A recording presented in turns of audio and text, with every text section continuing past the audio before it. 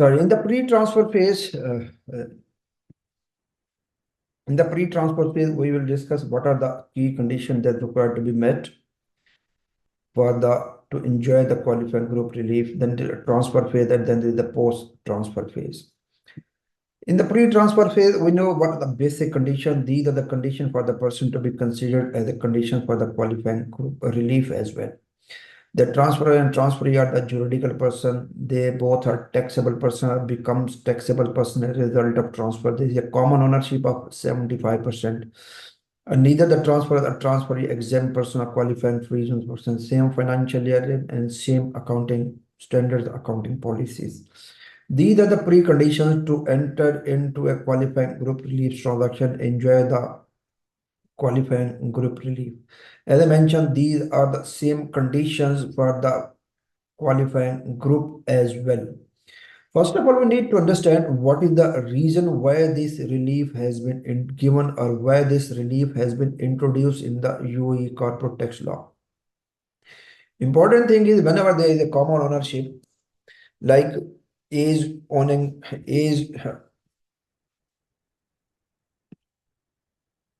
is a party A. Party A owns B 75%, or B owns A 75%, or any the third person owns A and B 75% and 75%. In the law says basically we are treating it as a common ownership. There is no change in ownership. Assuming if the asset was initially with A, now the asset has been transferred to B, there is a common ownership. It means this is under the same ownership. Asset has not been sold. In the same way, if there is a one party A, it doesn't matter where is this party A, might be this is a resident person, non-resident person, exempt person, qualifying free person, juridical person, it doesn't matter, natural person doesn't matter.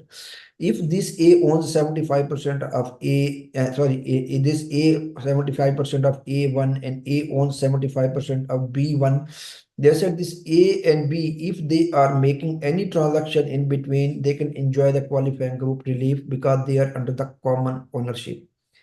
If any transaction is made between A1 and A, it will not be subject to qualifying group relief. If any transaction is being made between B and A, it will not be subject to qualifying group relief as well. But if there is any transaction in between A1 and B1, they are under the common ownership. Since they are under the common ownership, so they can enjoy the since they're under the common ownership, they can enjoy the qualifying group relief. This group relief is subject to certain conditions. That condition needs to be met. If all those conditions are being met, then the party will be able to enjoy the qualifying group relief.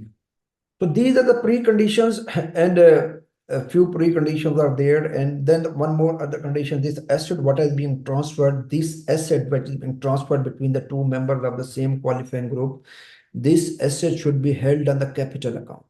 Means this is long-term asset, this is the asset on which depreciation is being charged, this is the amortization is being charged, this asset has not, this is not a revenue type item which is long life. Such types of items are being transferred.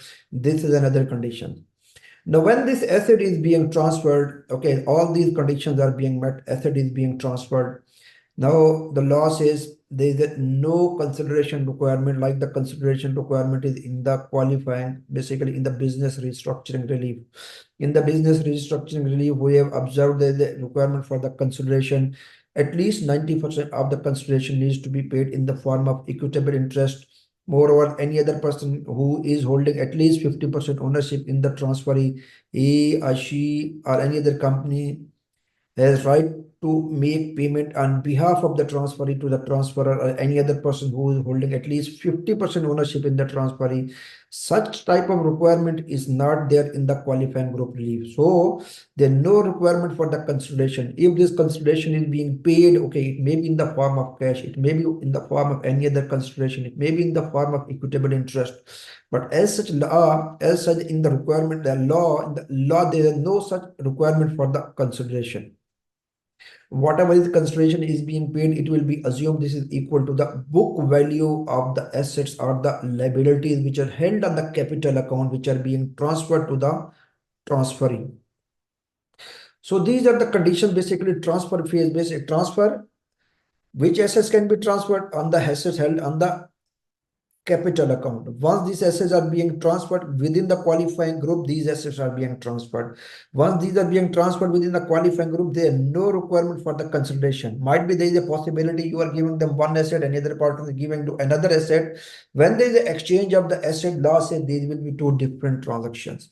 If you are transferring them, the asset held on the capital account and other party is giving you the asset which is held on the revenue account, that revenue account asset held will be considered a consideration. And if you are transferring the asset, any asset which is held on the capital account, but you are getting any other asset which is held in the capital account, it will be considered two transactions. It will not be considered one transaction. You need to be very careful regarding this. Now, once everything has been sorted out, asset has been transferred, consideration might be you are receiving, might be you are not receiving, might be in the form of cash consideration or any other asset. Now, there is a possibility post-transfer phase, again, clawback is there. And clawback is asset is not being transferred out of the tax group within 2 years from the date of the transfer. Second important thing is the asset, the transferor or the transferee, none of them is leaving the tax group within 2 years from the date of the transfer.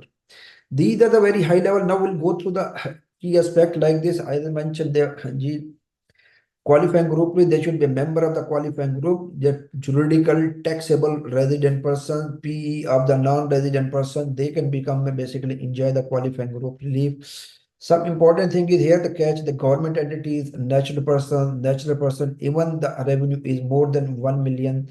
These natural person cannot enjoy the qualifying group relief. The important thing is because government entities are not taxable person, they cannot enjoy the qualifying group receive. Natural persons are not the juridical person, they cannot enjoy the corporate tax relief. This is the reason. Any other party which is out of the UAE, non-resident person cannot enjoy the qualifying group relief as well because they are not juridical resident person. They are not the resident person. Non-resident cannot enjoy the qualifying group relief as well because they cannot become a part of the qualifying group. So here the catch basically which entities can enjoy, which entities cannot enjoy. These entities, government entities, natural persons, and even the natural person having a revenue more than 1 million, or even a person who is non-resident person having a UAE sourced income, or even a non-resident person who is a nexus in the UAE, all these people cannot enjoy the qualifying group relief. So what type of transfer? Whenever there are two parties, A and B, as I mentioned, I'm going back to the previous structure. He's a party A, this is the party, okay, consider it as a B, this is the transferor, this is a C, this is a transferee. B and C under the common ownership of A, might be A is based in the UAE, might be A is based out of the UAE. There is a common ownership of 75%. If this is a common ownership of 75%, A is transferring there's a law says this transfer can be in the form of sale. Might be B is selling to anything to sale. Might be exchange. B is giving asset, taking asset. Reliquity might be B is giving any asset free of cost. Might be B is giving any asset to C and taking it on lease back from them. Might be C has an option that the C has a right to buy assets from the B. Whatever the condition, the various options are there. All these will fall under the definition that the asset is being transferred. It will qualify group relief subject to fulfillment of the conditions. But it has been given in the guide that liquidations or in the merger resulting in legal cession of the company, it will not be considered basic. It will not fall under the qualifying group liquidation. If the assets are being, companies being liquidated, assets are being transferred, their legal issue and the company is being wounded up in this situation, the group will not be able to enjoy the qualifying group relief. Otherwise, if any of these transactions is happening, then the group will be able to enjoy the qualifying group relief.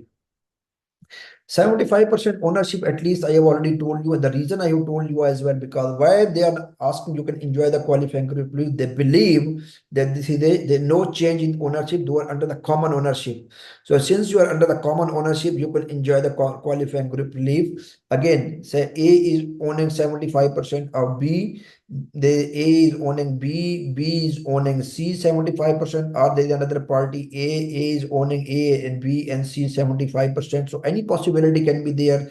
At least there should be common ownership of 75%. As I mentioned earlier, like this, if this is a common ownership in between three parties, A is owning B and C, A owning B and C. This A in the requirement of this, it can be any person, natural person, resident person, juridical person, exempt person, out of scope person. So this A can be any part because this A is not part of the qualifying group. These two parties are part of the qualifying, can become a part of the qualifying group. If any asset is being transferred between these two parties, they can enjoy the qualifying group relief. None of them is a qualifying free zone person. None of them is an exempt person. This is important. Whenever they are entering into a transaction, transferor or transferee, they should not be a qualifying free zone person. They should not be an exempt person. Now, there is a possibility after the transfer, they are becoming a qualifying free zone person, or they are becoming an exempt person. Here is the catch. What is the catch basically? If B is transferring the assets to C, this B and this B, at the time of transfer, they are not the qualifying free zone person. At the time of transfer, they are not the exempt person.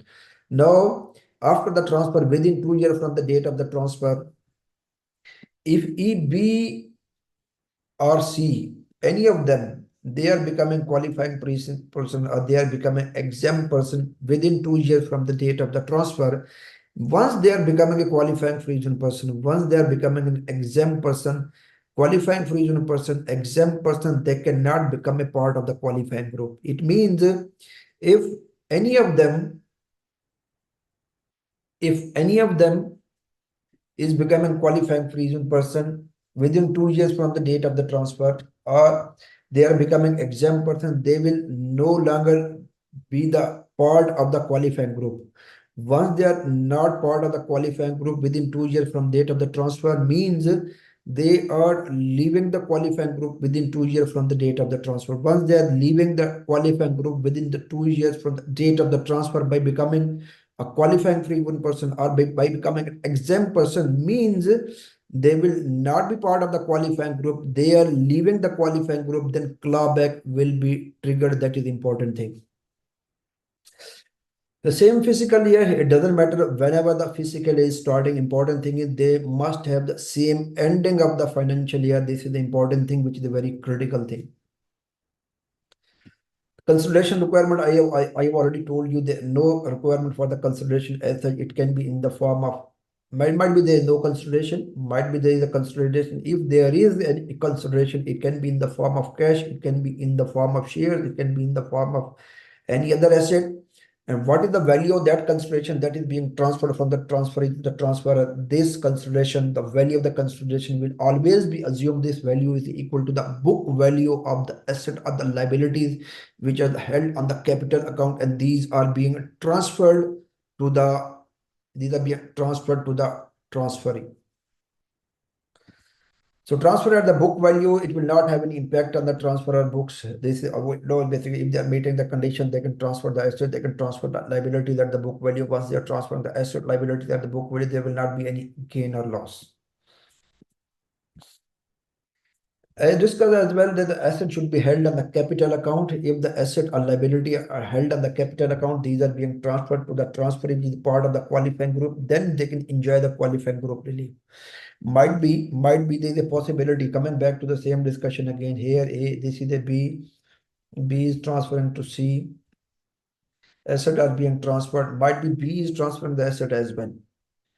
B is transferring the asset to C, and C is transferring the asset to B. There is a possibility. Law says basically, if this is the asset held on the capital account, and these are asset held on the capital account which are being exchanged, then this and this, it will be considered two different type of transaction. But here, if B is transferring the asset held on the capital account, while C is transferring the asset held on the revenue account, then those assets will be considered as a consideration for the asset which are being transferred from B to C. So that is a very important thing that important to highlight as well. Otherwise, if B is transferring the asset which is held on the capital account, C is transferring the same asset, it will be considered exchange of the assets. Clawback will be triggered basically if any of the parties leave the qualifying group within 2 years from the date of the transfer, or asset is being further transferred within 2 years from the date of transfer to any other party which is not part of the qualifying group, then clawback will be triggered, and transferor will be liable to calculate the gain by assuming this transfer at the market value. This transfer was at the market value. And if the transfer due to some reason doesn't exist, then the transferee will be liable to calculate the gain or loss, whatever is the situation, pay on behalf of the transferor to the tax authority. So this is a few important things. You can see basically a few important things, but critical things that were noted, and these critical things we will discuss again in the guide as well. Let's go through the guide very quickly. This is a qualifying group relief guide. We'll go through this guide quickly, and these are the definitions. You can go through all those definitions. These are the definitions as I discussed. Basically, this is the purpose. The asset is being transferred between the qualifying group member. You can go through this. Nothing important. Nothing status of the guide. Hey, the qualifying group relief aspects, basically members of the same qualifying group we have already discussed. The assets or the liabilities which are held on the capital account, these are transferred between the members of the same qualifying group. What is transferred? We have already discussed in detail. This transfer can be sale, exchange, sale and be back. This we have already discussed on our presentations. But the liquidations or seizing of an entity, it will not fall under the qualifying group relief. I need to give it different colors as well for future purposes. Asset and liabilities for qualifying group relief, we have discussed these are held on the capital account. Asset and liability held on the capital account mean assets and liabilities having life more than 12 years. Depreciation is being charged, amortization is being charged, or liabilities held under the capital account mean these are not being claimed 100% in the profit and loss as an expense. You can see asset held on the capital account, we are eligible for depreciation, eligible for amortization, plant and machine, investment property, intangible assets, non-current assets. Liabilities held on the capital account, these liabilities which are not being claimed 100% as a deductible expense, but these are the long-term liabilities reflecting in the balance sheet. So if these assets or liabilities which are held on the capital account, these are being transferred, then you can enjoy the qualifying group relief. Otherwise, you cannot enjoy the qualifying group relief. These are basically long-term assets and long-term liabilities. Consideration, we have already discussed there. No requirement for the consideration as such. Whatever is being paid or received, it will be assumed equal to the book value of the asset or liabilities which are being transferred. But exactly as per the law, there is no as such requirement. What should be the value of the consideration? No compulsion for the consideration to be paid from the transfer to the transferee. But yes, if this consideration is being paid in the form of exchange of the assets and the capital held on the capital account or the liabilities held on the capital account, then it will consider exchange. It will be considered two different types of transactions.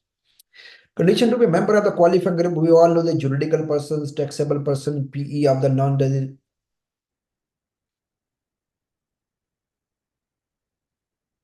PE of the non-resident person. Yes, PE of the non-resident person can become basically trans juridical person, PE of the non-resident person, taxable person, 75% common ownership, exempt qualifying. We have already discussed this. Juridical person conditions we all discussed in detail. I'm not going into this. We only discussed basically and the juridical person, juridical taxable person, basically the important juridical taxable person, exempt natural person, non-resident person will not become a part of the qualifying group. Taxable person condition resident PE of the non-resident person PE. These two we already discussed. Resident person, we know that what the resident person company is incorporated in the UAE, company incorporated out of the UAE but controlled and managed from the UAE, it will be considered resident. Non-resident, they have a PE discussed in detail. So if there's a one company has two PE in the UAE and the transaction is being made between the two PEs which are under the common ownership, then they said it will be considered and the company will be able to enjoy the qualifying group relief. If this is not available, basically, if this is a branch is within the UAE and the main company is out of the UAE, then if the assets and if the liabilities are being transferred in between the branch and the head office which is out of the UAE, so branch is itself an extension of the parent company, main company. Branch doesn't have any itself legal importance, so it will not be considered any transfer they have given in this paragraph. This we have already discussed. The non-resident person earning a UAE source income and nexus in the UAE, they will not be able to become a part of the qualifying group relief. So they will not be able to enjoy the benefits of qualifying group relief. Ownership condition we have already discussed 75% A to B, B to A, or 7 any third party owning B or A, whatever is the condition, 75% we have already discussed. What is the ownership interest? How will you define the person has ownership interest? They said the person must have right to receive the profits and liquidation proceeds. These two words are very important. Do have a right to receive the profits and liquidation proceeds. If these two conditions, the further they have defined this, whenever they are asking ownership, there should be legal ownership and beneficial ownership both. Sometimes there is a possibility the company transferring the asset or ownership is being transferred. The legal ownership is not being transferred, then we need to assess the criteria that legal ownership as well as beneficial ownership. The person who is holding 75%, that person must have legal ownership, must have beneficial ownership as well. Both of the conditions needs to be satisfied. So ownership can be in the form of ordinary share, preference share, redeemable preference share, any other right to receive the right that what right the right that give you the right that will give you right to receive the profits of the liquidation proceeds. It can be ordinary share, preference share, ordinary debt instrument will not be considered part of the ownership interest. Ownership interest, they are controlled by the person, right to receive the economic benefit. We have already discussed. They've defined the control here. How you are controlling? You are controlling the power over the investee. Wherever you have invested, you have a power over there. The right to receive the profits, liquidation proceeds, ability to exercise the power as well. This is the definition of the control. Common ownership does not need to be a taxable person. This is important. We have already discussed many times. If there is a common ownership, A is holding B and C. B and C can become a part of the qualifying group. A cannot become a part of the qualifying group. So this is a common ownership. Common ownership, they're asking, it should be a taxable person. Transfer of ownership, I have already told you, they have given an example. They said the legal ownership is not being transferred. A is transferring 80% of shares to B. Now A is hold 80% shares of B. Now A is transferring 80% to someone else, but holding the legal ownership. If A is holding the legal ownership, then in this case, that even though company A legally holds 80% of the shares of B, company A doesn't satisfy the ownership condition. This is basically what they're saying. Legal ownership is compulsory. Ownership percentage, how will you assess 75% ownership percentage? What are the what are the basically total paid up capital and paid up capital ownership interest paid by or held by you directly or indirectly? You need to multiply it. So how much I have invested directly or indirectly in the paid up capital, and how much the total paid up capital of the company in which I have made the investment. I need to ascertain the percentage. I need to check, is this 75% or not? So in the same example, they have given company has paid up capital of 10,000 and 1,000 towards company shares and 9,000 towards preference shares. The breakup of 10,000 is 1,000 and 9,000. 9,000 are ordinary shares, sorry, 1,000 are ordinary shares and 9,000 are the preference shares. How can we calculate the percentage held? We have already discussed directly or indirectly held by me in the form of equity, ordinary shares, preference share, redeemable preference share, any other equitable interest. I need to consolidate it. Then I need to divide the total paid up capital of the company. Now the B holds 100% of ordinary shares. B is handling 1,000, total is 10,000, 1,000 divided by 10,000, 10% is the ownership interest. How will be able to calculate basically 75% ownership interest? Indirect ownership interest, they said there is a possibility A is holding 75% to B, B is holding 75% to C. So how much A is holding with the C? 75% to 75%, it will be equal to 56.25%. So A and C cannot become a part of the group. A and B, yes, they can become a part of the Mukul because 75% common ownership. B and C can become a part of the group because B is holding 75% C. But A and C cannot become a part of the qualifying group. They have mentioned in this example. Indirect holding through a foreign company. If you are holding a foreign company, I have already given you example. If the foreign company is holding, okay, I need to learn this. If the foreign company is holding, there's a and B, the foreign company is holding B and C, we have already discussed. This is the foreign company is A. It doesn't matter wherever it is A, B and C, if they are meeting the condition, B and C can become a part of the tax group. B and C can become a part of the tax group. It doesn't matter where is the A. You go through this example, it will be written here. A and B, 75% ownership. We have already discussed, assuming that all the other conditions are met. B, the qualifying group, A and B is another qualifying group. Okay, this is the same thing that we discussed in the previous example.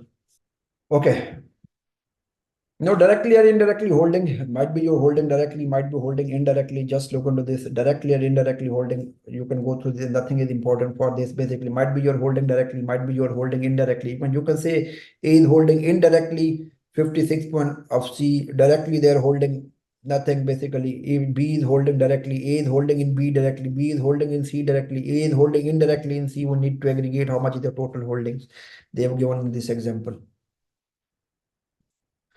Foreign company can become just, it can become a part of the common shareholder, and it is not mandatory for the foreign shareholder should be a resident person, juridical person, resident, non-resident. It can be exempt, qualifying reason person, whatever the condition.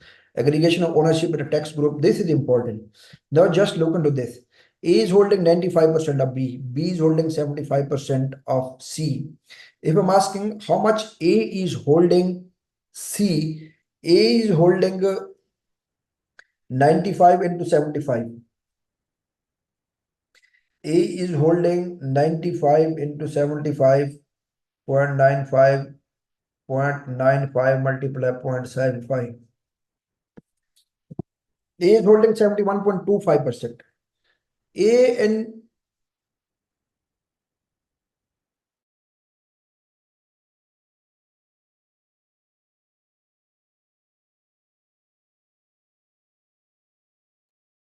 sorry, A and C, A is holding 71.25% in C. A cannot become a part of the tax group with C, qualifying group with C. A cannot become a qualifying group, cannot make a qualifying group with C. But if I'm seeing they are asking this A and B, they are part of the text group. So this text group on overall basis can make a qualifying group with C. So A individually cannot become a member of the qualifying group with C, but this group as a whole, where A and B are the members as a group, this group and C can be a part of the qualifying group. This is what they have given in this example. You can go through this. That's why I ask we need to aggregate the ownership. Whenever we need to aggregate, because they are part of the same group, they are part of the same text group, we need to aggregate it. Then we need to see either this group is holding at least 75% shareholding in C or not. Exempt person condition we have already discussed. But important thing is here, when resident person enjoy the small business relief, then it's not entitled to enjoy the qualifying group relief.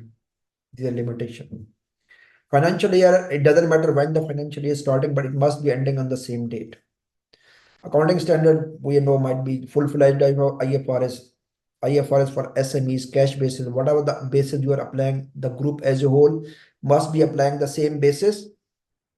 If the different basis for internal purposes, you can prepare the financial by following the same basis and you enjoy, you can opt for the small, and then you can opt for the, then you can opt for the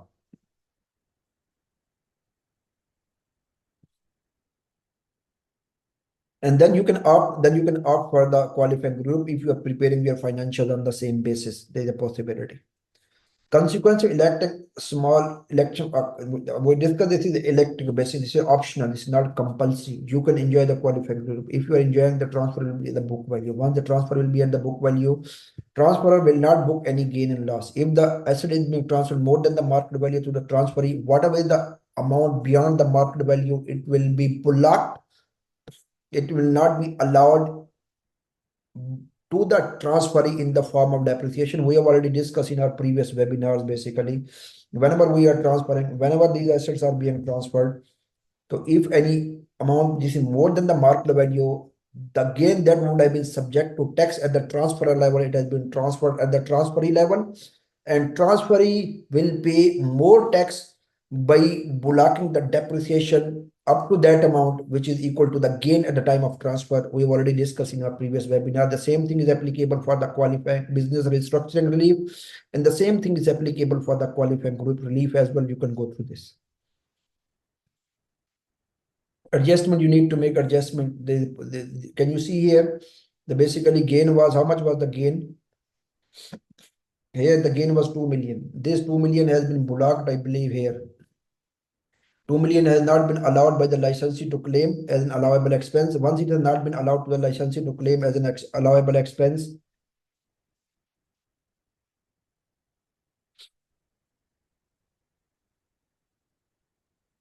Once it has not been allowed to the licensee to claim as an allowable expense, means it has gone, the taxable profit has gone up of the licensee. The profit that was supposed to be taxed at the transfer level, it has been transferred to the transferee, but in stages, transferee is paying more tax on that profit. Just keep in mind.